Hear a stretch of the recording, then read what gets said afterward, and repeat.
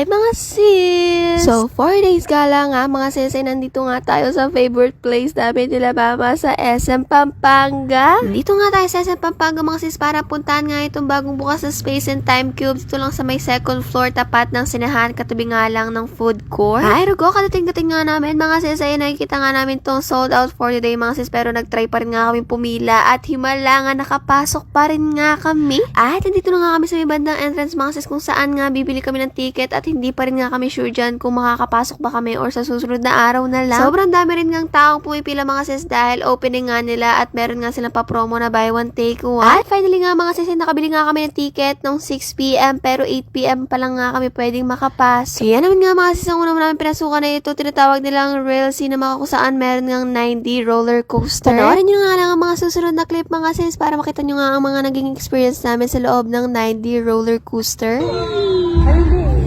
Hindi pala pumapasok. So, akala ko gumagalaw na ako.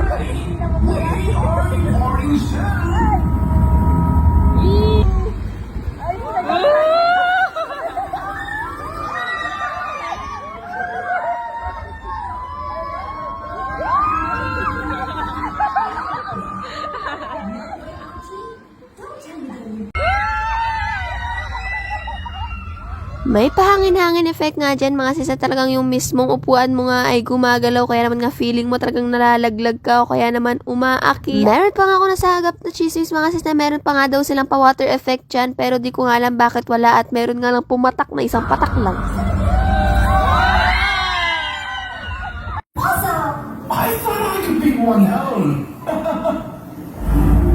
From here, we can have sound of mouth closed. Let's have a laugh. Don't disturb him. We must not let him think that we can walk in front. Ay rugo, grabe nga yung wind effect dyan at talaga naman nga nag-e-enjoy kami at pati yung nanay ko naging bata ulit. Ay naku. Walang naman ka bata, nanay ko.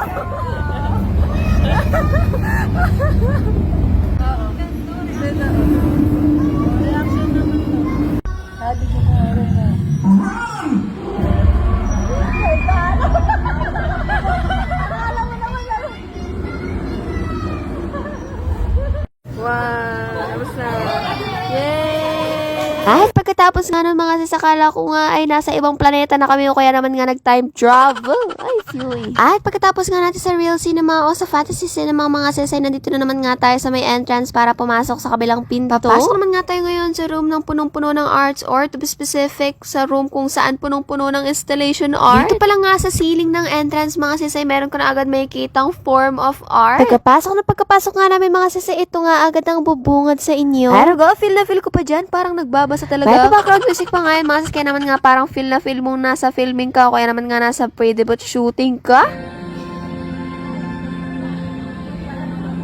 Tama na nga ang emote-emote at pag-acting mga sis dahil marami pa nga ang dadaanan at naglalakarin natin na punong-puno ng art. Dito naman nga sa next na nakita namin mga sis ay talaga naman nga naakit yung mga mata namin sa sobrang liwanag na mga kulay na ilaw. Ay talaga naman nga parang nasa ibang planeta ka at nakikita mo yung iba't ibang planeta. Gandang mala out of this world ba? Ay, COA. Ito naman nga next na nakita namin mga sis talaga naman nga nung una ay na-confuse kami kung paano nagwo-work. Ito na nga yung sample picture mga sis nung na-realize namin kung paano nga siya nagwo-work. Fast forward na nga mga sis, nandito nga tayo sa may glow in the dark room kung saan lulusutan mo nga papunta dun sa may gitna. Basta yun, gitna. Tinawag ko nga siya center mga sis dahil pabilog nga yung room dito at meron nga siya mga pinto na papunta sa different dimension.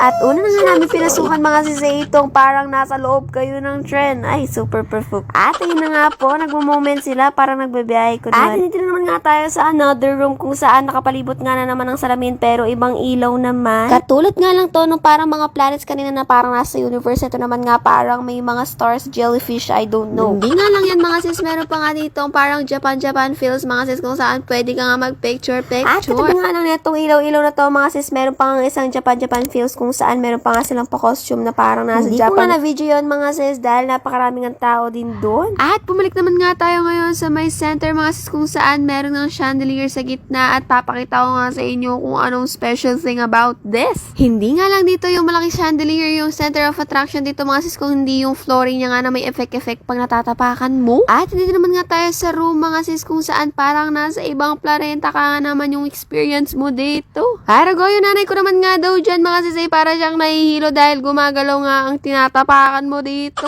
Nandito naman nga tayo sa room kung saan parang nasa ilalim ka ng swimming pool. Aakit ka nga dito sa may taas mga sis para dito nga mag-capture ng photo na parang nasa ilalim ka nga talaga ng swimming pool. At tignan nga namin yung result ng picture namin dun sa may swimming pool mga sis at nagmukha nga kaming may filter sa mukha dahil dun sa movement ng tubig. At ito na naman nga mga sis ay parang filter o kaya naman collage ng mga picture mo with different dimensions. At hindi nga doon nagtatapos mga sis dahil meron nga silang pa-games dito sa loob. Bali ang nakita nga namin games dito mga sis ay 3 pero 2 nga lang yung pinuntahan namin. At kasama nga rin tong parang baril-barilan na laro na hindi ko magits. Hindi nga lang laro kundi meron din nga silang activities dito kung saan magko-color o magdo-drawing ka ng isda at pwede nga siyang lumabas sa screen. At dito nga sa may exit mga sis ay makikita mo nga yung mga sample photographies and pictures inside the space and time cube. All in all naman nga mga sis ay talaga naman nga nag-enjoy kami at mas na-enjoy ko nga yung sa real cinema. At dito ko na nga po tatapusin ang ating video for today. Bye!